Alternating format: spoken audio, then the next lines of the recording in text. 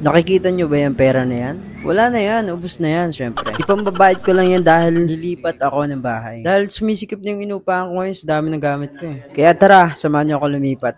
At ipapakita ko sa inyo kung ano itsura ng titiran ko. Nagpasama pala ako kay Black Rider para mag-withdraw ng perang ipambabayad ko dun sa upahan ko. Last money ko na to eh. Ayan, nandito na ako sa pagbabayaran ko ng bahay kay Kuya. So, ayan. Kuya, kaway ka muna.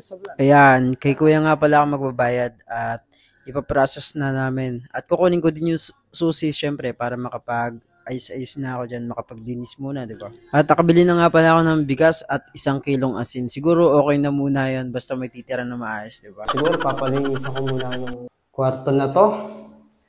Ayan po, si Black Rider. Hilig sa siopaw. Kaway ka muna, Prince. Akit po kami sa taas. Tara, let's go. Sige, ako cameraman nyo. Ayan, papunta kami sa taas. Tingnan nyo yung taas. Sobrang astig, di ba? Imagine ko pa lang. Tsaka napakalawak niya talaga, promise. Buti parang nasa staycation lang Ayun, maganda dito. Hindi pa ako nakakalipat pero na-excite na ako sa pwede kong ayos sa bahay nito. Grabe. Sobrang lawak niya. Magkakaroon na ako ng pwesto kapag nagpe-painting ako. At makakabili na ako ng iba pang gamit. Papalinisan ko muna tong bahay na to. Para paglipat namin yung gamit, ilalagay na lang.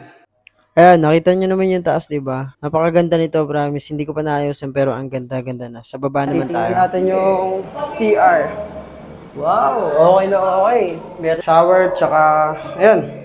Dito naman, check natin. Okay, pwede dito maglaba. So, tatanggalin ko lang to para medyo hindi mainit. Alright. Kakasya kaya dito yung aircon ko. Sana kasya. Alright. Nililista na ni Kuya yung mga utang ko agad. Ang hirap maging vlogger, Kuya? Okay. So, siyempre, nandito na si Mr. Bakakman! Idol! At nagkaabutan na nga kami dito.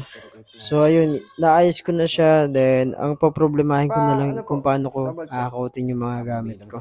Hopefully, mabawi ko lahat ng gastos ko na to. Kasi, magkakaroon naman ako ng magandang place para mas kumita pa ako, di ba? Mas makakagalaw ako na maayos. So, ayun lang. Maganda tong bahay na nalipatan ko. Maraming salamat sa lahat ng followers ko. At kita-kits tayo. Message lang ako kung may mga kailangan kayo. So, yun lang. Bye-bye.